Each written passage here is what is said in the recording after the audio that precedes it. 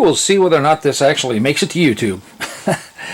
I've been really lazy about shooting stuff I've done. I did get the motor mounted. I still need to track the belt just a little bit. But I cleaned up the box. I made it mount differently. It was down around the side. There was so much room in the back there that I decided I wanted to mount it back up in there. I was actually thinking it was going to shorten my cable distance, but it's a standalone unit for the treadmill motor. So it doesn't connect to Mach in any way or the control box. It would be nice because then I could do speed control, but basically the way I have to run this is the same way I did before years ago when I was running it all the time. I started up and get my spindle speed, which I may get that into Mach. I'm hoping there is a sensor in there in the on the spindle, but if anything, that sensor runs into the Shumatech, and that gives me the RPMs. Okay, worst case, I'm just going to simply go with that and leave it that way. What I'm interested in doing today is getting the limit switches mounted up. So the motor is working. It fires up. It's variable. I can start it, stop it, stuff like that. With the part of the challenge is, I think, with the controlling the treadmill motor is that most of the time, doesn't seem to need it every time, but most of the time, when you shut the treadmill motor off while it's running, you have to turn the control back down to 0, and that's a part of the controller. Okay, because you think about it, safety-wise on a treadmill, you don't want it to just fire up and, run at full speed, when you hit the on button. So there may be some, I'm sure there's some control leads in there to run it. Basically I could tie into the variable resistor. I'm pointing, I see my finger, but since I'm not behind the camera, my finger's pointing everywhere else. So the variable resistor, I could tap onto that and run, I believe it would be a 0 to 10 volt signal from the controller being controlled by Mach that would tell it to where to put the speed. I might look into that. I might have to I'll just mess with that later probably. I want to get the limit switches going and get it to where I can actually use the machine again.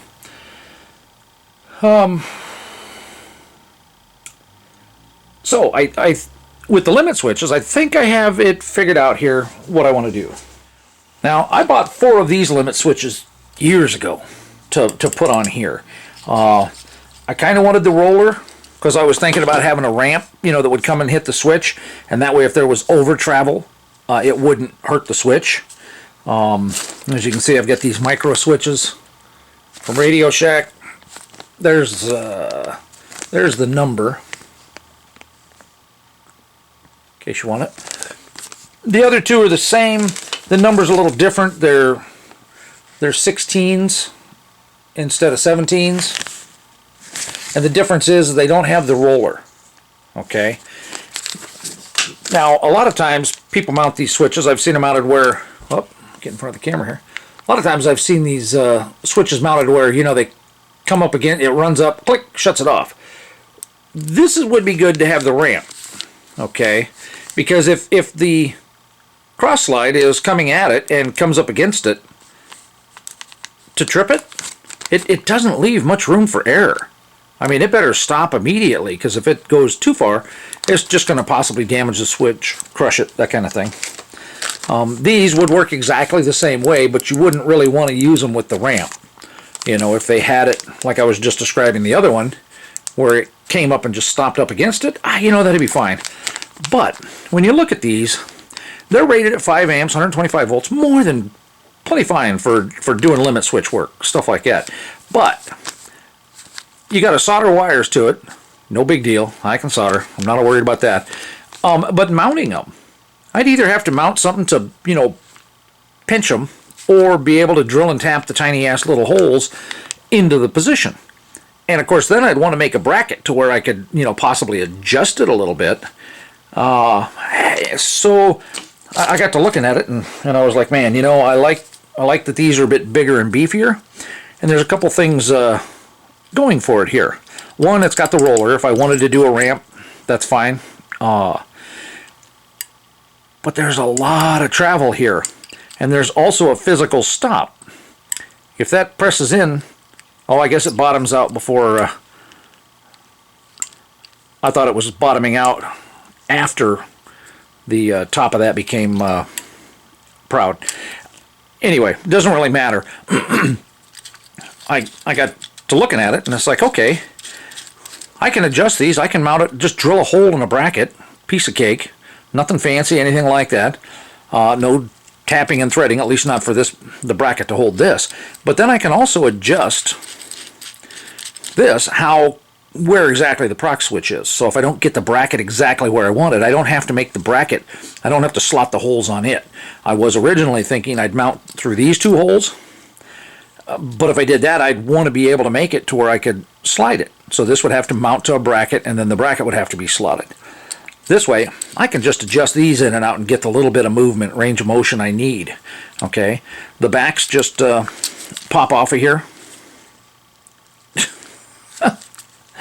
The backs just pop off of here. I've had it off a half a dozen times this morning already. There we go. There's just little bumps there that catch. I don't know why it fought me that bad this time. So here I can also use solderless terminals. I can use crimp-on ring terminals. Okay. Now my understanding is that for limit switches and homing switches and stuff like that, these are technically going to be homing switches, not limit switches.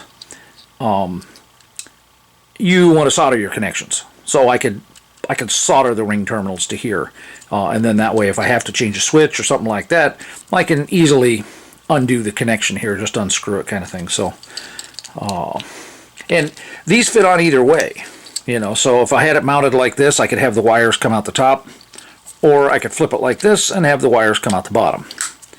So, and I found this piece of scrap sitting under my bandsaw. I'll probably have to trim it down some, everything like that. It's a little on the big side, but it will easily make both brackets I need just out of a piece of scrap. So I'm happy with that. And let's look at the machine again. Alright, so I don't have it powered up, but I can manually turn it here. Now that's physically up against the stop. So, turn it back about 1/8 of an inch. Give myself a little room. I'm thinking, and I think I'm going to clean the machine up just a little bit before I get started here. But I could have it sitting on an L bracket. I don't need it all the way down. Let's say it sits there. I could have it come off of that bracket right there. You know, and there's my range. So if my angle is anywhere in here, that's good to go. Which means I could turn it this way probably.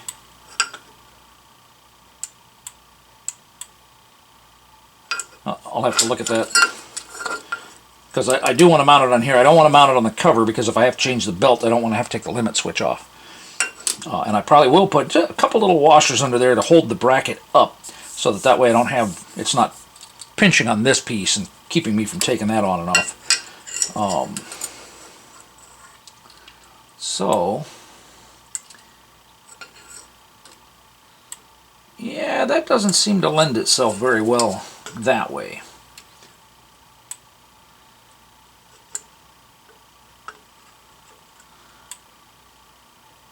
But it looks like, even if I have to, I could take that back nut off.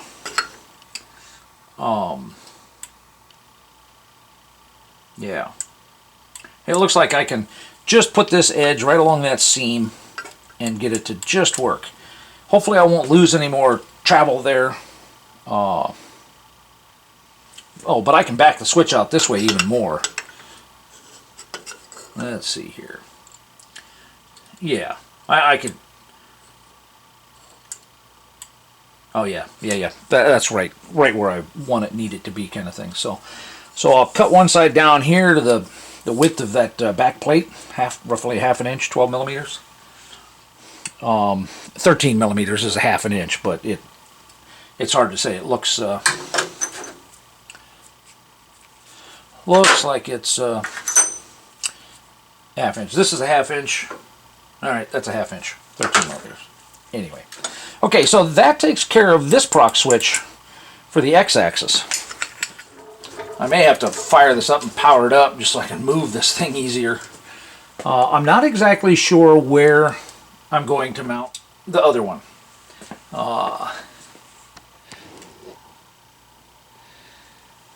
So far, the ones I've seen and that stuff mount down under here and try to catch a bracket down under here.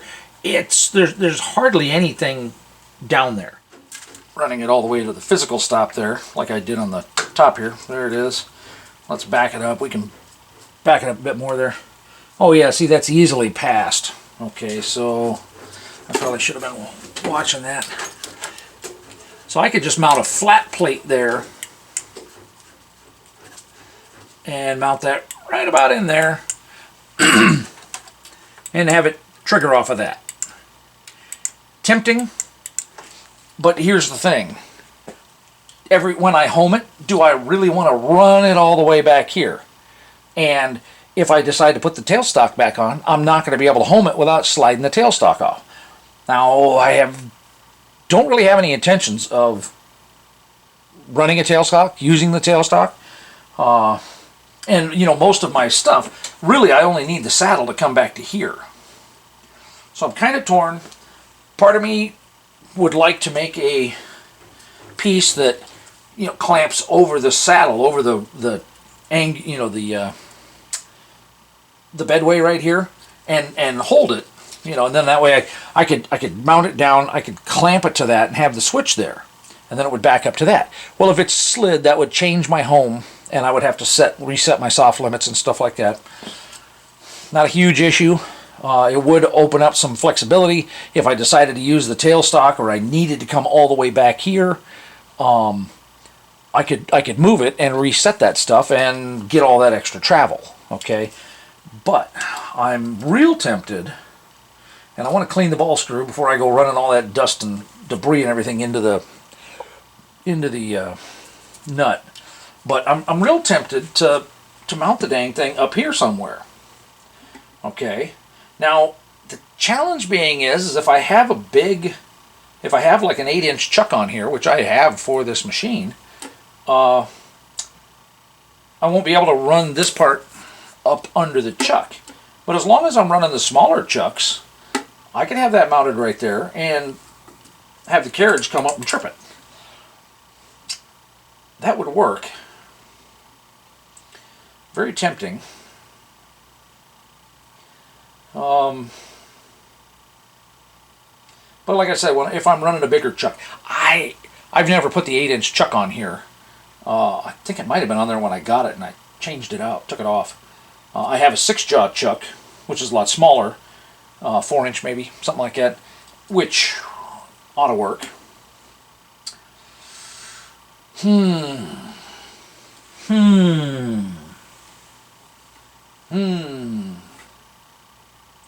That one I'm going to have to think about a little bit. But I think I'm going to go ahead and start working on the bracket here, start wiping this thing down, cleaning it up a little bit, and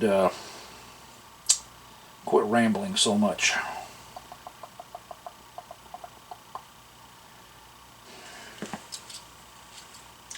And then when I get it cleaned up a little bit more, I can move the carriage over this way and get a better idea. You know, if I just want to position this underneath there and mount the bracket underneath.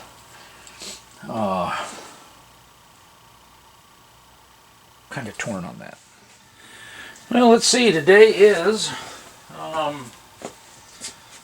March 5th. Yeah. So first time this has been fired up in years. I got that plugged in. Oh, I need a power cord for that. Okay, if I remember right, this has to be on before the computer.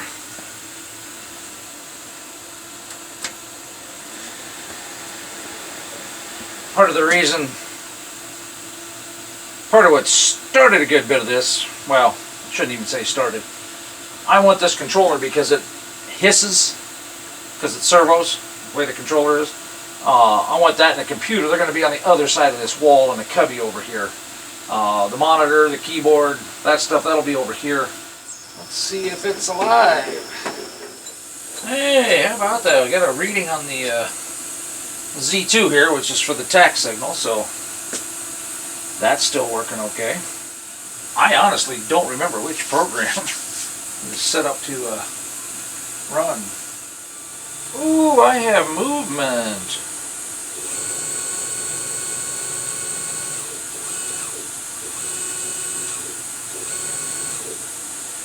Okay. And I don't have movement there because I don't have the belt on. Awesome. Okay, so it still works. Whew. That's it for today, actually.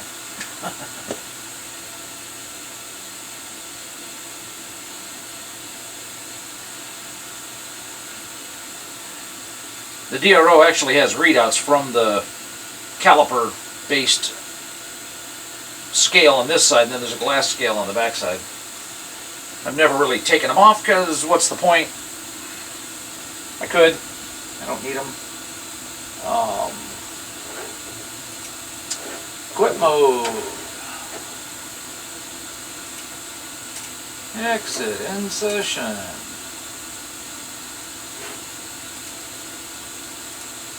Turn off computer, turn off. Oh. I don't need you. Well, some of this I'll just have to explain because I didn't actually shoot any video while I was working on it. So, behind the panel here, there is a optical sensor in here with a little tab epoxied to the spindle. Okay, that is, this all came converted. Okay, I've done very little to this as far as modifications. I added a cover to the ball screw. I added the cover to the ball screw here too. I've added the switches now, and I'm connecting the tack input. But basically, this tack signal went to just an 1/8 inch stereo plug. Okay, 1/8 inch mini jack or whatever, and that just plugs straight into the back of the Shumatech. And that's the way it was set up. And then the spindle reads along the Z2 axis here. So what I did was I've just simply got a Y, okay, that's plugged into the back there. And then I got a cable. I bought it quite a while ago or whatever, but it's it's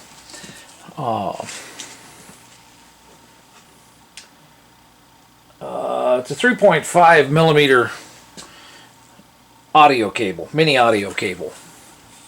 Okay, so that's what the jack is. That's what it was. This is a 6-foot cable. I was thinking I was going to cut it and wire it and blah, blah, blah. But I'm not sure I'm going to do that. Anyway, I put the Y in there, so then that way I didn't have to try to mess with the signal there. I figured with the Y, if anything, I would cut the other Y here, or I would cut the other end of the cable and hardwire it in.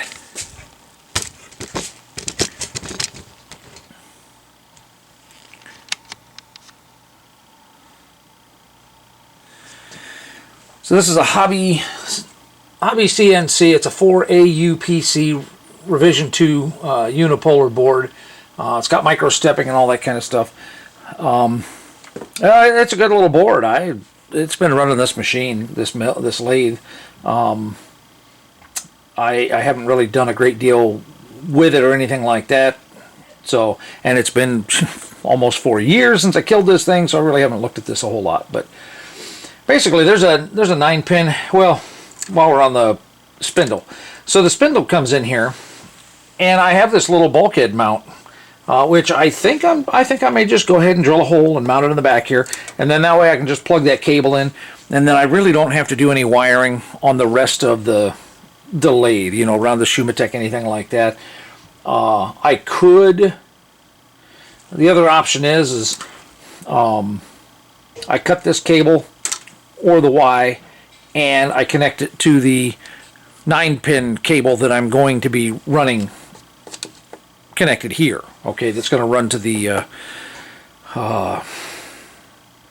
homing switches, stuff like that. So anyway, I've already tested it, stuff like that. I posted it on Instagram and this stuff. The green is the ring, and that's the signal wire, and it goes up to pin 10 here. This is port 1 in Mach 3, pin 10.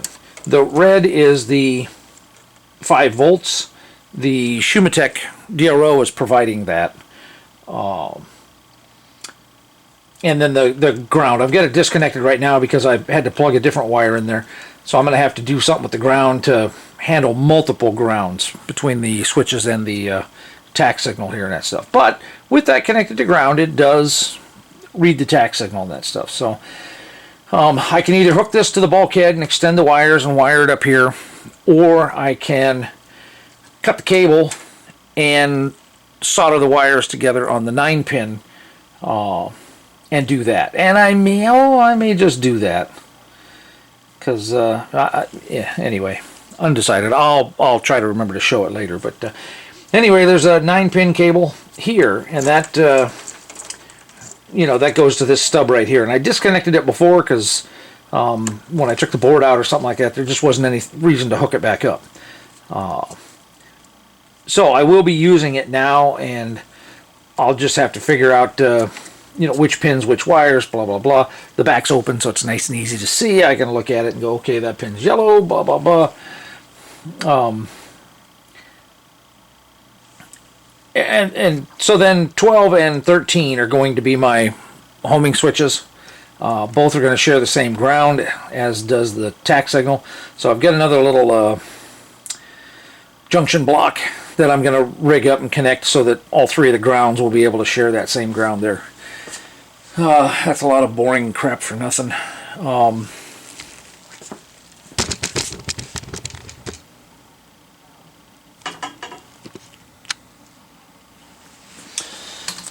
Okay.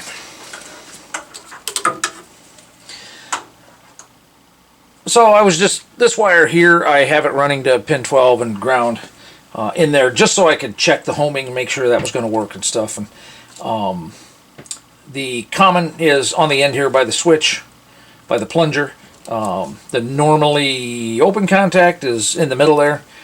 I don't remember. I'll have to look. I'll be able to change this without any problem. But when I think when I wire it up, I'm going to. I think I'm going to wire them both up. Okay, because I picked up a 9-pin cable. I picked up two 10-footers. Okay, and what I'm going to do is. Well,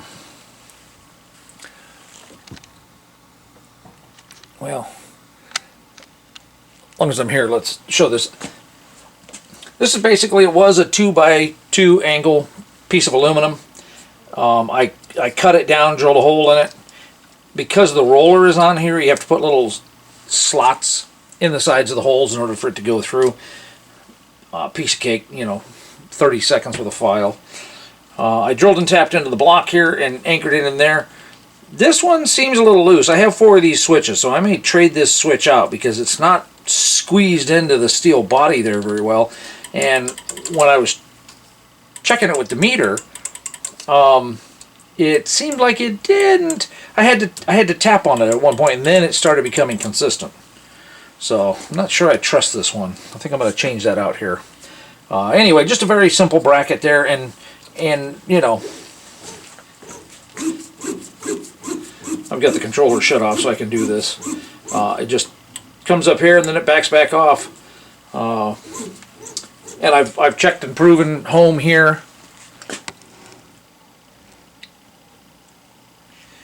This bracket's a little more special. I used an existing hole down here. It's the same aluminum. Okay, just another piece of it. 2 pieces actually. And one piece, and then I drilled and tapped another hole under here to hold this bracket here. This did run all the way to the end. I cut this down so I'd have room for this. There may be pros and cons. I mean, with the homing switch back here, I'm not exactly sure where to set the soft limits, because the soft limits are to keep it from crashing. Well, the soft limits then are basically going to be, to the spindle. On this one, the soft limits will be good because I can keep it from, shoving all the way to the end there and messing up the ball screw kind of thing when it, or putting any load on it, stalling out kind of thing.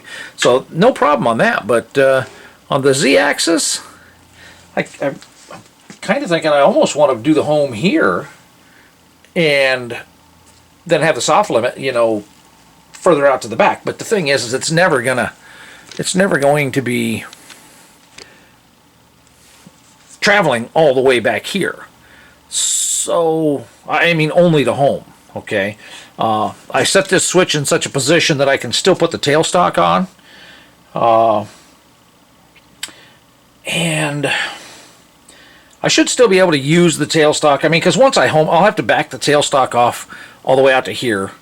Then I can home it, okay? And then when I'm working on shorter parts and stuff like that, I could bring the tailstock forward and use the tailstock. I just have to make sure I put it all the way back here before I home the unit. I didn't want to put the home switch up here because I thought, you know, there are times where I may be running a 6 or 8 inch chuck on here. Yes, I actually have an 8-inch chuck for this thing. Came with it. And with an 8-inch chuck on here, there's no way this cross slide is going to go under it to come up here to hit. And I didn't really want any kind of rod or part sticking out here, extending it to where, you know, it came to here, because then I limit my travel. As it is right now, I can run this all the way up against the, almost to the headstock. The plate here and the screw there stops it, but otherwise I can run it all the way up here. That could be my soft limit. Thing is, if I have an 8-inch chuck on it, my soft limit would need to be at some point where it doesn't hit the 8-inch chuck. So I don't know if I'm going to change those soft limits based on what I'm running, because I could actually have the small chuck on here and run a big diameter part that would hit. I'd have to change the soft limit for that too. So that's all kind of new to me because I've never run this machine with the soft limits, so I just don't know. But anyway, my plan for the cable is I've decided that right around here, that gives me plenty to work with. I'm going to open it up here and I'm going to solder the wires in to join it so this becomes a Y. Then at this end where I have them looped, I'm going to cut that. One will go to the X-axis homing switch, the other will go to the Z-axis homing switch. And that's plenty of cable, okay, that if I decide that I do need to move the switch up here, I can do it without having to rewire it, okay.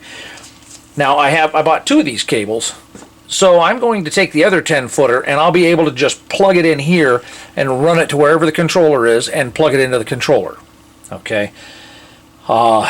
I kind of like that idea because then if I have to move the lathe or whatever, I don't have to go, that's one less cable I've got to deal with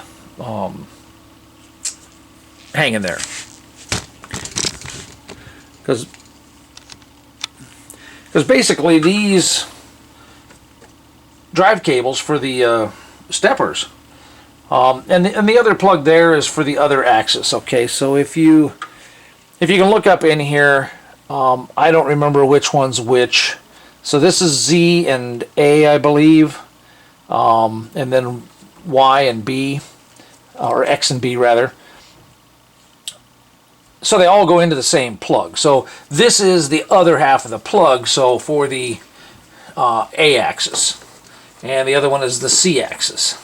Oh, Y axis. Okay, at least that's the way it's labeled.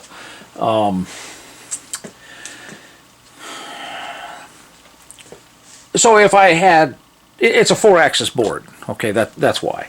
It's a 4-axis board, and so these other cables are here, and they're not needed. I'm not going to cut them off or anything like that, because this controller could then actually go run a mill if it wanted. I don't think it's ever going to serve any purpose other than running this lathe. I could just cut them off. I'm not going to mess with it. My goal is to put this on the other side of the wall here, this little divider. There should be enough cable there to do that. I've got it on this side for ease of use and wiring and testing and stuff like that. The wall wart there is for the Shumatech. I'm looking to move it up and plug it in up there, and I'm hoping to have everything plugged into that. Oh, you can't see that.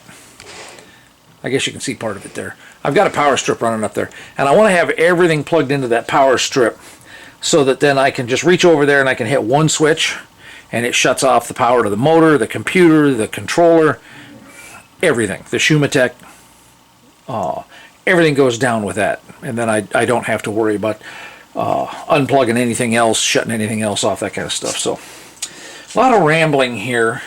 Oh, and back to the cord here. What I think I'm going to do is I tied a knot in it. When I wire it in here, when I split this open and wire it, I think I'm going to go ahead and connect in the cable to the spindle as well. Okay, then that way I only have one cable. I don't have another cable running that way with the spindle, and then that way the spindle cable is actually in a better shielded cable, or the spindle signal is actually in a better shielded cable. That's the hope and the plan there, I think. And I think I just might do that instead. And then I don't have to screw around with, you know, drilling and doing a hole or anything like that on the board there and mounting that other jack. Well, I was just doing the math here. Duh.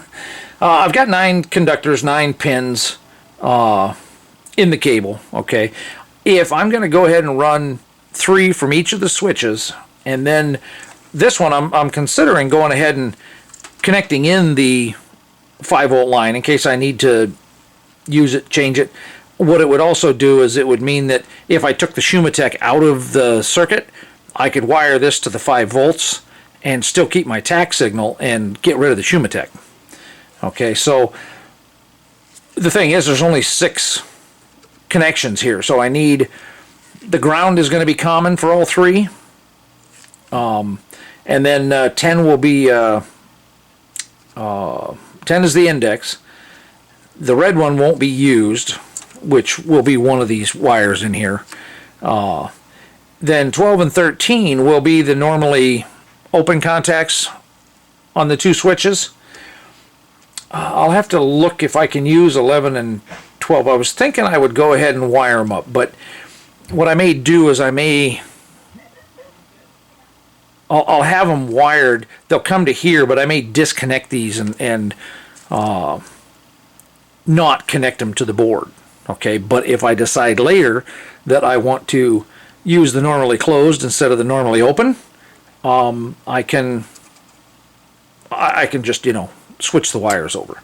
If there's enough room to put them in there, I'll probably go ahead and put them in there, and then I can just change it in mock whether or not they're active or not. So I figured I'd just throw this in here for while I'm at it. Now this comes off of Hobby CNC's website. I'll try to remember to put a link in the description or whatever. But now on here, all the limit switches can be wired in series because any one of them breaking shuts the system down. That's how they typically work.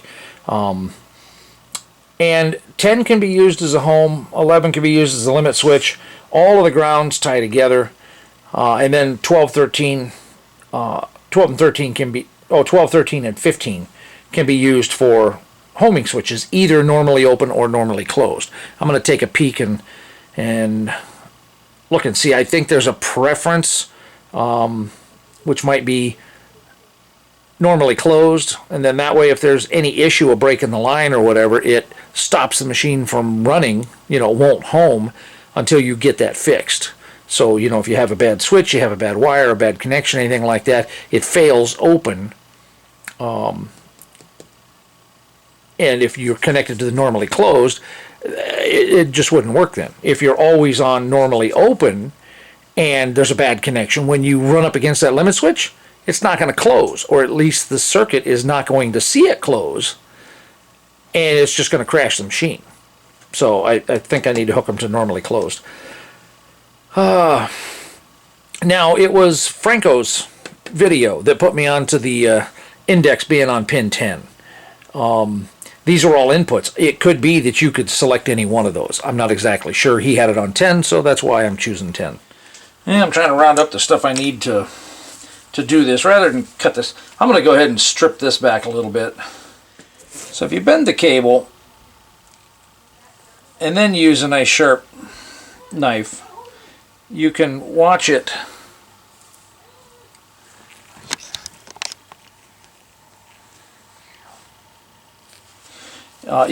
separate without damaging. You know, if you try to get in there and use these and just if I had some round, bigger ones, I'd probably use those, but so we got 1, 2, 3, 4. We actually have 9 wires and the shield strain relief. The shield is actually the aluminum foil that's in there that you can't really see.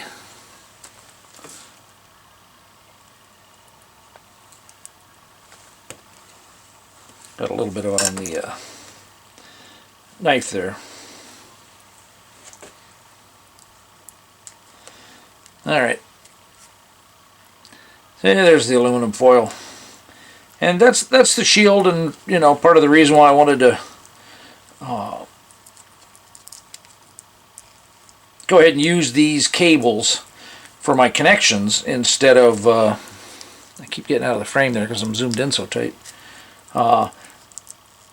That's part of the reason why or the reason why I wanted to use this 9-pin cable for these connections to the switches and that stuff, instead of just running regular wires. You know, I mean, I've got plenty of wires and stuff like that. I mean, I could have run several different gauges, whatever I wanted kind of thing, and just run it, but no shielding. So that's part of the reason why I got 2 of these, and I'm going to go ahead and cut one up and use it for the wiring, because of that shield. That should help keep it protected. So, and I think I was thinking about just taking a section of insulation out of here. It's common in car audio, and then you can just pull it apart basically, and then you get in, you can splice to it. But the grief of trying to heat shrink and insulate it and stuff like that, way too much grief. So I think I'm just going to go ahead and cut it here, and I'm leaving a big enough pigtail. The reality is if I had a bulkhead connector or a bare connector, like a raw one, you know, it's not molded like this, I could literally just solder the wires I need to the back of it and do that. I could have bought a connector, connector I could build with, basically. I could solder the wires into the back and make a custom cable, blah, blah, blah. I didn't have that, don't have that, so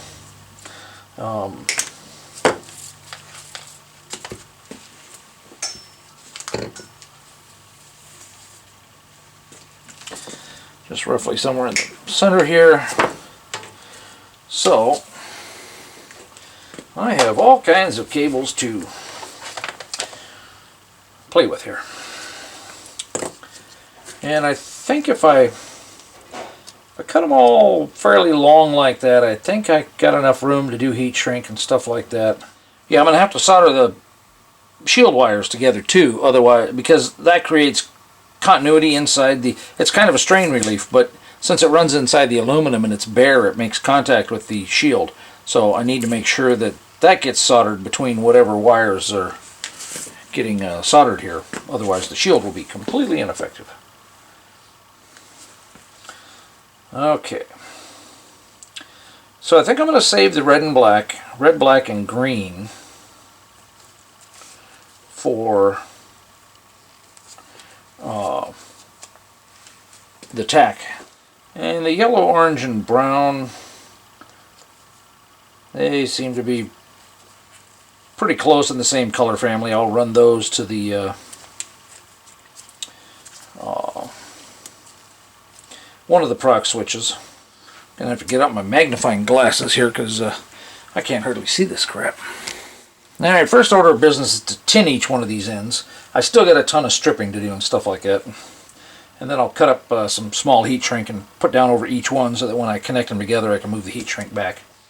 Now with this type of gun here, I'm kind of thinking I'm just going to go ahead and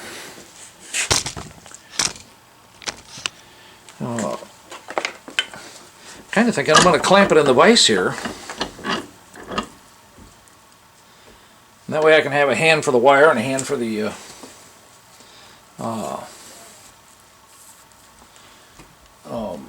solder.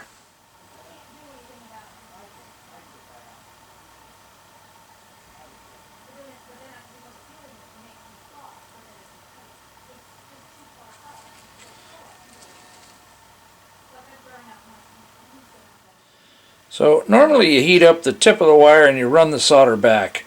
It's really annoying when you talk for 5 minutes and the camera shuts off because you forgot to hit record. So I've wire tied them together here. I've got, you know, here's the business end that's going to connect to the cable to the controller. Then I have the two others that will go out to the homing switches, and then I have the audio cable here that will go plug into the Y at the Shumatech. Now I wire tied it together here to help keep them together, and then I twisted and connected the ground. So that's one of the connections on the audio cable as well. And I metered it so that I know that the orange is the ring, the signal, and white is the tip. Alright, I may have missed some footage, but this is basically what I ended up doing was, had I thought about it, I would have made the orange, but I connected it to the green because it was green on that other connector or whatever. So I connected the black for the 9-pin. I connected it to the ground. I connected all the shields together because that's the shield for the audio cable. So these three are basically the audio cable, and then the rest of them I just connected them together. Since red and green were tied up over here on these and black, I trimmed all those off. So now I'm going to put some heat shrink on each of these and call it good. So if you can get one of these little heat shrink guns, man, these things are awesome.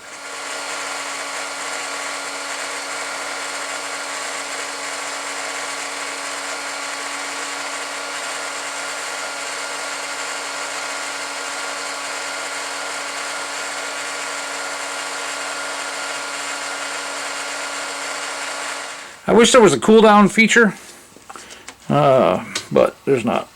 I've got some other big heat shrink that I think I can put over all of it.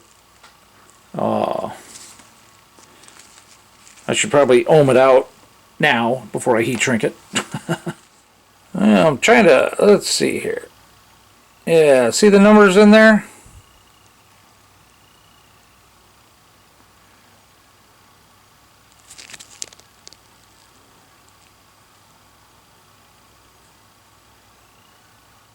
Alright, can't quite see the one over there in the corner, but you can make out the top row there a bit. 1, 2, 3, 4, 5, bottom row 6, 7, 8, 9. Okay, so I'm going to need to ohm these out and figure out which color is which, because that was one thing the bag didn't have, was the color code. I could probably look it up online maybe, but while I'm here it might just, I should have done it before I did all those, but whatever. Alright, got the meter on beep again.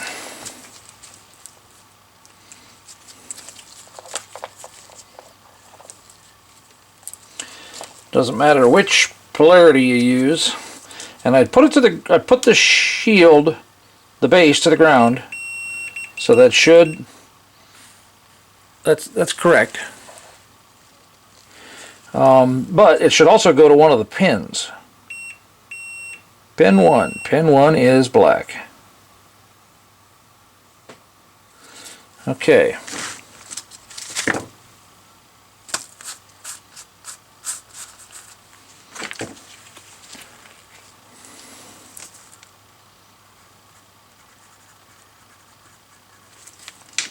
Because I know I connected black to the thing there. So, okay, so then the ring is going to be the green wire here.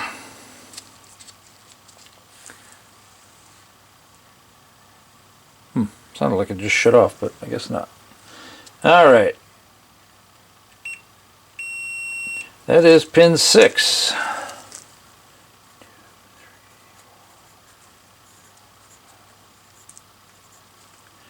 Pin 6 is green. Ring on the audio. Alright, tip.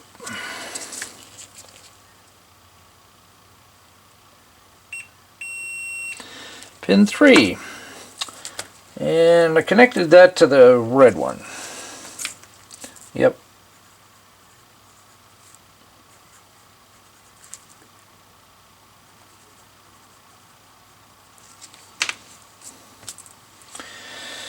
Okay, now I need to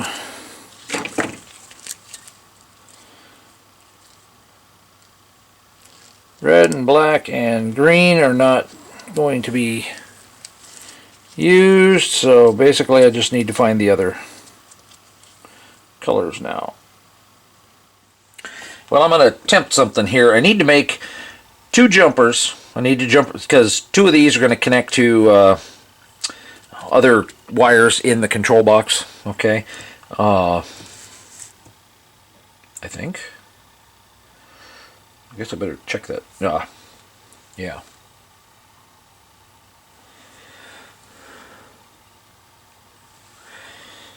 Alright, I think I'm going to attempt something here. We used to do it in car audio a long time ago. Maybe they still do it or whatever. And it's a nice use for these automatic style crimpers. And what you do is you pick a spot in the middle and pop it apart. And then if you can, pull the... I want it a little bit further apart. Because what I'm going to do is I'm going to fold it over there, twist it together, and then I'm going to put that in one of these screws, okay, and clamp it down that way. And I could cut it and do it, but you know, it's just a little bit different way to do it. So let's see here. Let's try it again. Now I'm going to pinch it with my fingernail here to try to get it to, yeah, that way it went the other way. Okay.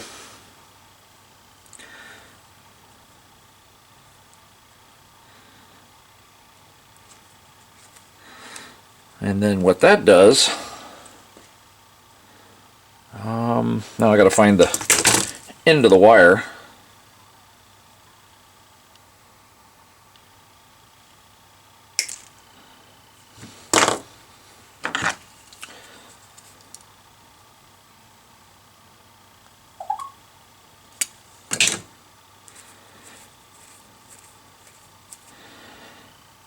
Okay. And then I'll... I hope there's still... it pulled so far away that I don't have any conductor left in here.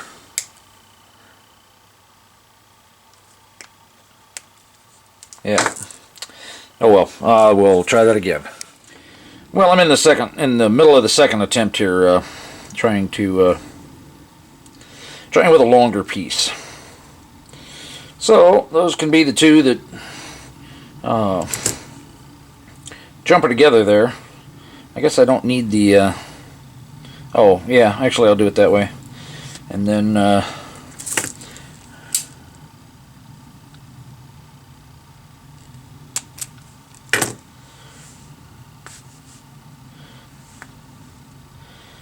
And that one doesn't need to be...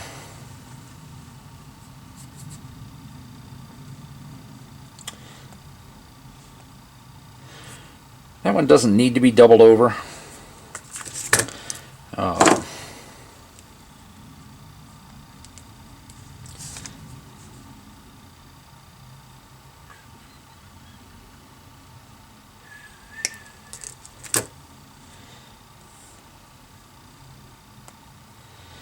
Okay, so anywhere up in here,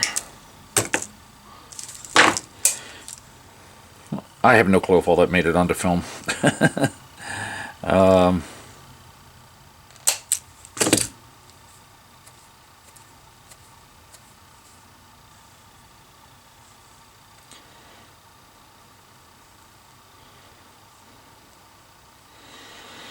And let's see, do I do that, or do I put ferrules on them?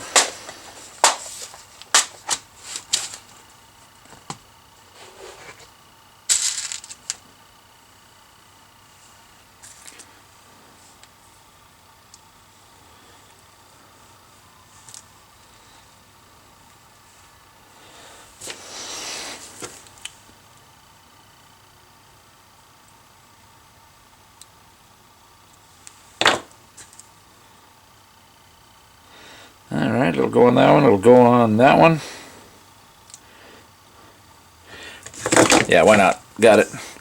Real cheap Amazon. I don't have a link for them anymore. I have no clue. But they'll easily fit in there. Oh, hang on a second.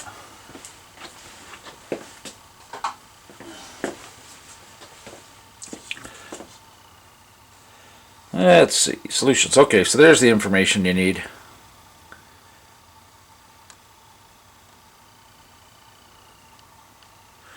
So, and they work really slick, and they were really cheap. The ferrules are really cheap too. I don't remember how much it was. I have no clue. But I bought 2 of them, so they must have been pretty cheap. And at work, they have ferrules in some of the equipment, but do we have a crimper and do we have the ferrules? No. I'll tell you what. Okay, let's see here.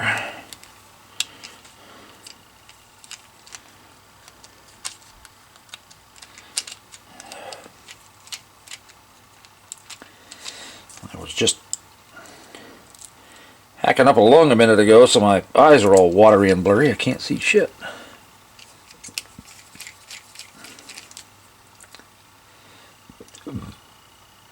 Yeah, I don't want to put that all the way in there like that. Ugh. Because I need to leave the other side open for it.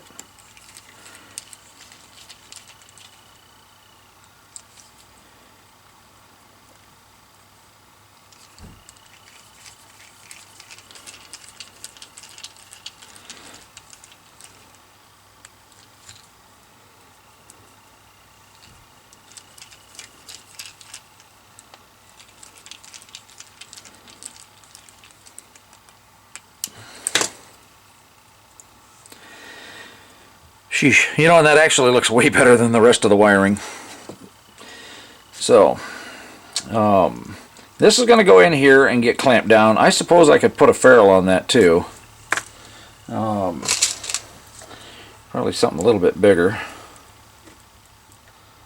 Although the yellow seems to work just fine, but yeah, let's throw it on there.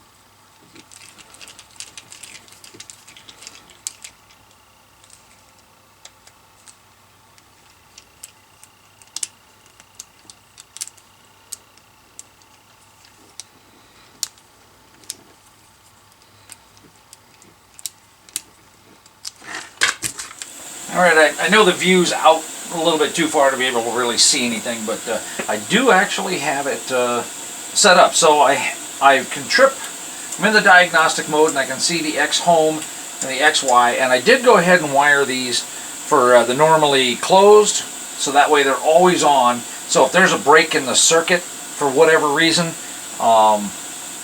it'll trigger, it'll say the home switch is already tripped.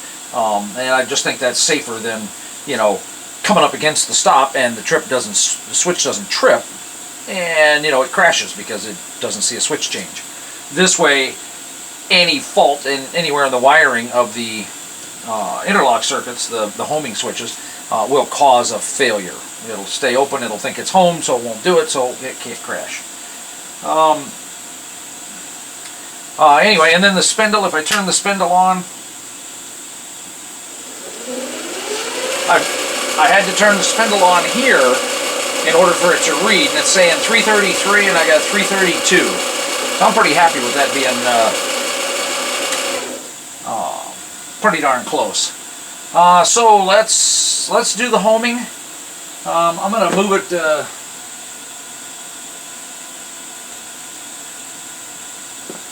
let's see here. Got to quit this mode. We'll go into manual.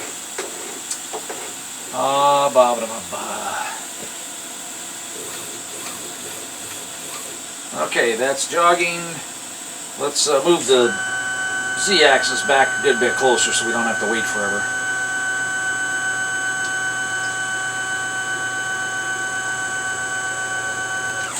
Whoop. I went too far. Okay, I'm back off the switch. I'm off the switch. And if I remember right, when I tried this the other day, instead of hitting home X, I had to hit set home. I guess I can bring it in a little closer now.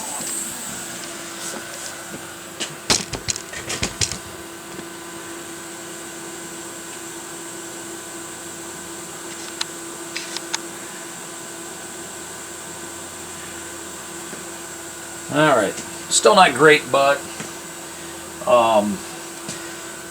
okay, so let's home X. Yeah, see, that didn't do anything. I'll put it on machine coordinates so we can watch it change up there. So let's do set home. Oop. Going the wrong way. Hit the escape key. That's probably the easiest way to get it to stop. So let's home Z. No, let's set Z. And that's going the wrong way too. Okay. Homing and limits. Auto 0. X. Let's oh, X says reversed, and then Z I think we have. Okay.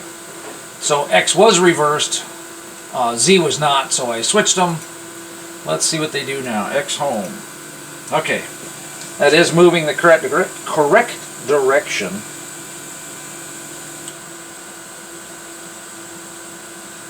I'm used to it going back out just a little bit instead of just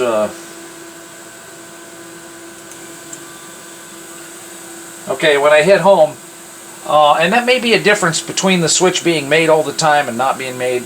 I'm not sure, but it walked out and came back in.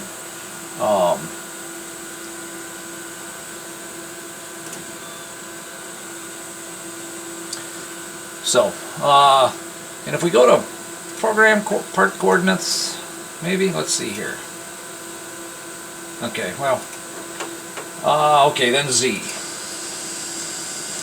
So Z is going back correctly, and it clicked once. If I click it again up here, it pulled away and came back. So it's oh, why did I lose these?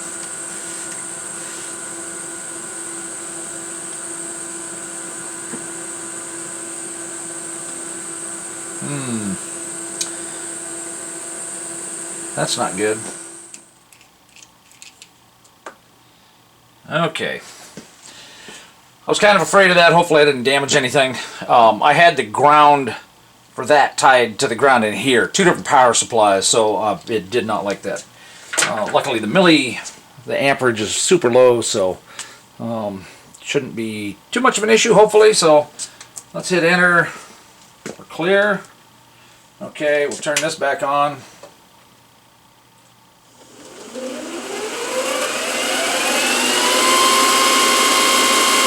Alright, that's working.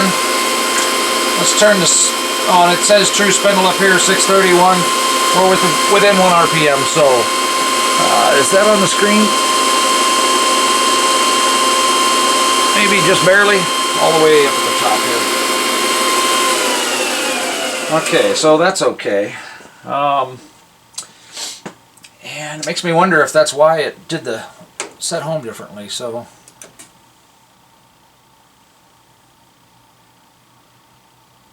says it's moving it.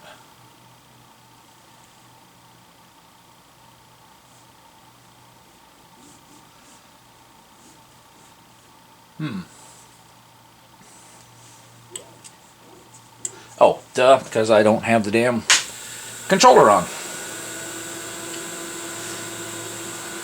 Alright.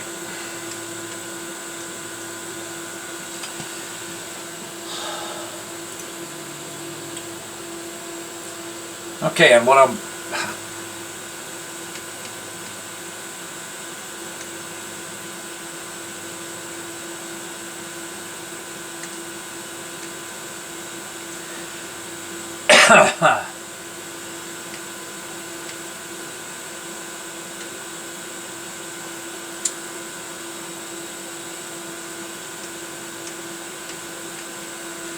Well, that's part of the reason why I didn't do anything with this before, and I may end up taking it out of the circuit, but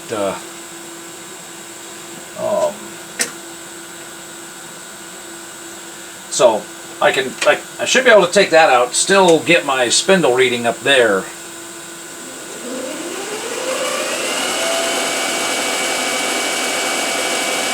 Oh, no, because once I take this out, I don't get the 5 volts on that plug to run the sensor.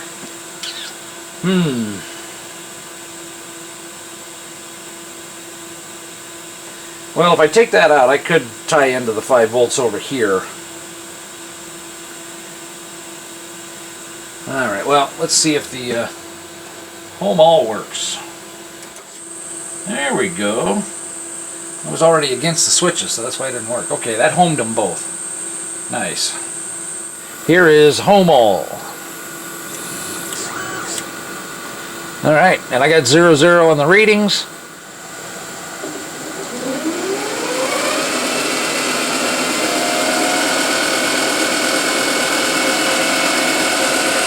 Alright, so it's a little flaky there, 442, and then up here it reads 443.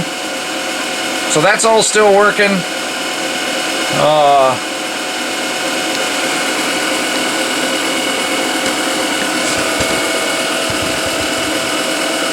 Maybe wrong, but I've got the ground isolated. This is isolated. This ground and the shield basically go back to the Shumatech, and they're grounded through that, and its power supply is not grounded, but anyway, that's where it's seeing that's common. And then that keeps it isolated from the ground here and the 5 volts on this board, because the 5 volts is actually on a red wire here, which is not connected to anything. If I get rid of the Shumatech, I'll be able to hook the ground up and wire that red wire in over here to the 5 volts, and that should work. Okay, some of this I'm shooting mainly just for my reference, so I can put it back together in a couple of days or month or however long it takes. I am going to need a new snap ring there. Anyway, that washer goes on there, and then the snap ring goes on there, and 5 balls go in here. So basically you drop this on there, you drop the 5 balls in, put the springs in, and then put this washer on there, and then push to get that clip back down on there. Okay, that's the clutch. How effective it works, I don't know. I don't remember it ever slipping. So my one big concern was, I was like, oh great, I do have a brass bushing out here. And then I was like, oh shit, there's no brass. Well, there's the brass bushing at the base of, it just didn't go with the pulley. So now my question is just do I go ahead and grease the heck out of this and see if I can't just find a zert fitting and tap that, put a zert fitting in there? That may be the thing to do. Because then that hole will basically fill up this, and then I'll have grease in there too. So I think I may just pursue the grease option. I'll clean it all up, get rid of the oil. I just had oil on there for when I was messing with it last time, just to be able to get it back together. So I guess I'll see what I got for grease fittings. And well, I may get lucky here. I've got all these different Zert fittings. I'll have to check them. I think some are metric, some are but the hole appears to be the right size, that I just have to tap it. So I'll have to figure out what that is and tap it, and that would be awesome, because then I could just give it a couple of squirts with a grease gun. Yeah, I'll feel a lot better about that drive, that pulley setup. And I know I've shown this, but it was probably years ago, but this is a T-strainer, I believe, and you can get a couple different sizes. And so that works awesome, because I'll just drop everything in there and then take it outside, and you can spray brake cleaner or carb cleaner or whatever right in there, shake them up. Then you can just, I wash them off with hot water and then blow them dry with air all while they're in there, and don't drop any of them. So that is quick down and dirty. If you find one of these, grab it, man. They're awesome. I use them in the parts cleaner too. The tank, I'll put the nuts, bolts in here, and then I'll swish them around and everything like that. So that really works well.